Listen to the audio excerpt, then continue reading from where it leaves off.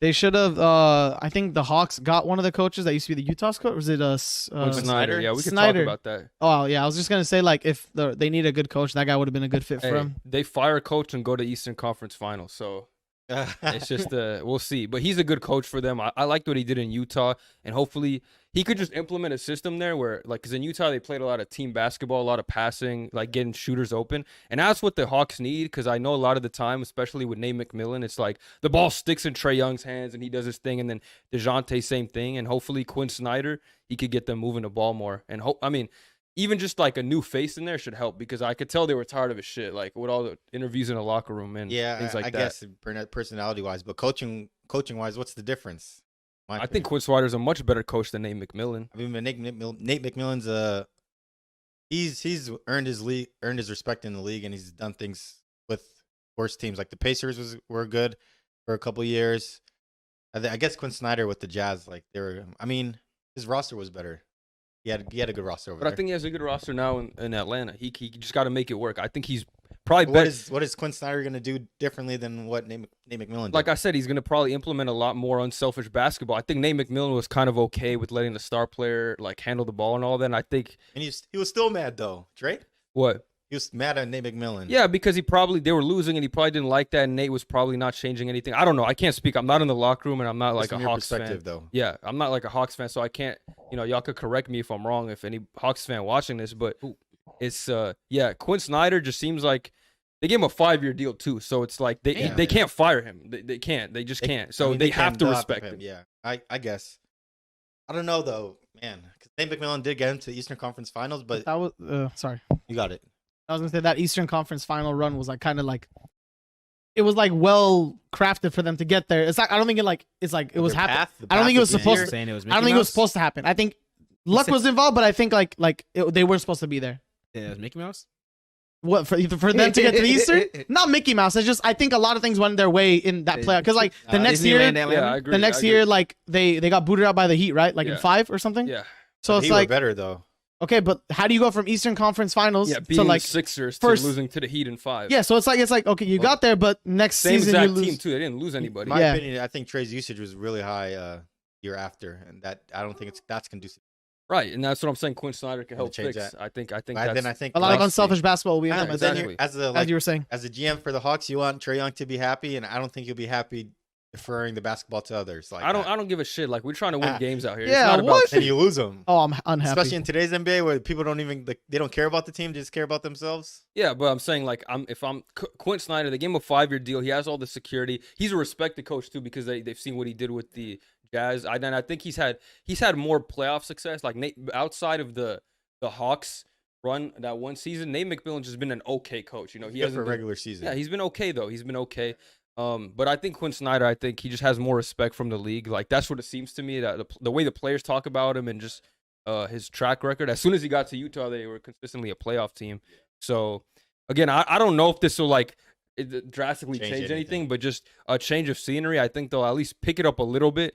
And all I'm hoping to see is just like a change of how they play. Like even if they don't necessarily win anything, if I see a difference in their play style and like sharing the ball more, I would feel good about just a higher going forward to the future. Yeah, because this team is definitely underperforming from what their expectations was at the beginning of the year, especially when you get DeJounte for what they traded for. I remember when a great backcourt too. Like I remember we were talking about the beginning of the year. We were predicting like finals appearances, and I said dark horse finals was the Hawks, and that's obviously not going to happen. So I said the Nets. I remember I said the Nets. That's gone now. I mean, that's gone now. But yeah, I don't know if that's more of a coaching thing or play style for Trae. You know what I mean? Probably a little bit of both. But the reason I'm saying that is just because the roster is good enough to like make a good run. Like they have the players, John Collins, Clint Capella, even a Kongu. This might be a fit thing. Yeah. Don't they have Sadiq Bey too? Yeah, good. The shooter. Yeah, they got Sadiq Bey. Like they have. I forgot he was there. Like today, they have a bunch of great wings too. Like a lot of teams could use those, but I don't know. We'll see. It's too early to tell. No games played yet, but I mean, I just think always a change of scenery will just be a positive. Like I wouldn't be surprised if they go on a small winning streak. How many games they got left? Yeah. How many games? 20 something. 20, yeah. Especially with like a new face, new change, and everything. Like fresh start. Yeah. Kind of what like the Lakers are doing now. That's a good time to gel before playoffs because they're like in that play-in spot right now. So Perfect time. I also think, but I don't know what's gonna happen. They're gonna need more time. Like 21 games is not more. enough to learn a whole new system and shit like that. I don't think he's gonna implement the new system like at you don't think he's gonna change too much? Yeah. No way. Okay. He's gonna like try and run with what they got right now. You have to because if you implement a whole new system, it's like starting at the beginning of the year. I get what you're saying. I guess okay. If I predict that, I just change a little bit of things and you change the philosophy. I guess you get them a fresh perspective to feel like they're playing better basketball than they were in the past. It's funny because streak. Mikel, when he got traded to Brooklyn, I don't know if you saw the interview. He was saying where like Jock Vaughn was running the same plays as when KD and Kyrie was there. Oh, with him? Yeah, with Mikel, and he's like, bro. No wonder they're losing. No, dead ass though. No, he was saying he went up to the coach. Like I saw on JJ Redick's podcast, he was saying this. Like I went up to the coach and I'm like, bro, we can't run these. Like we don't got. He's like, we don't got Kyrie and KD no more, and so now he's starting to change up the offense. Cam Thomas and Mikal Bridges, baby. Like, what do you think this is? Yeah, these guys are top tier players in the NBA, and we're just gonna put Cam Johnson in there. Like you're not him. You're not him. Spencer Dinwiddie has Kyrie Irving and Mikel has KD. It's crazy. Good switch. Man. It was super ISO heavy. Like fucking Mikal Bridges waves off teammates. Yeah. But hopefully, I mean, again, I'm assuming for the Hawks and the Nets and those teams that like made changes mid-season, like they're more so preparing for next year than like focusing on this year. Yeah. But they just want to get some continuity this year so that they can go into next year like with an idea of momentum. Yeah. This boy's gonna be scary in the playoffs. Yeah. Make it. Want to bet on it? Want to bet on it? They nice as hell. Want to bet on it? For who? For the organization? Yeah. The Hawks. They're scary for the Hawks. That playing game about I'll to bet be money. a playing I'll bet game. money on the Nets losing first round, 100%. All right. He's gonna be in jail when NBC Nick Claxton Oh, down there. Claxton a menace. Don't forget about Simmons. Yeah. Oh yeah. Don't put Nets versus Philly. That'd be Gonna be crazy. his resurgence against. Didn't they say they have nowhere to? They don't know what to do with Ben Simmons now. The coach. Oh, Vaughn was like, you got Simmons. He's like, and we don't know what to do with him or something. Where was the quote? Do you guys know what I'm talking about? He don't fit nowhere. Nigga, He said a quote. He's like, and we got Simmons on the team now. He's like, we don't know where to put him when he's got a bunch of shooters, and then Ben is like, oh, he's talking about like matchups or how many like who's on the court at the same time. You have to figure that out. Dude, it's just like 4-on-5 when he plays. Like it's so hard because he's so regressed offensively. That Sixers team though with him, Redick, Embiid, Jimmy, and Tobias, it's probably the best like lineup you'll ever have for him.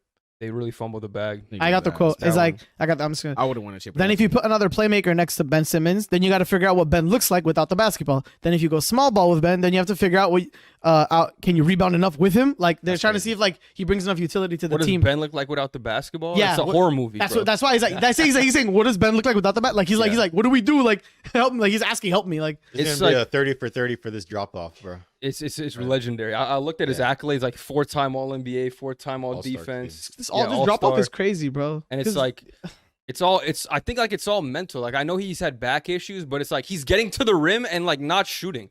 It's hard to even do anything. It was a mental thing. And then you got to think about back to your point with Atlanta having like a Mickey Mouse run. They beat the 76ers in Game 7, I think. Do you remember what happened?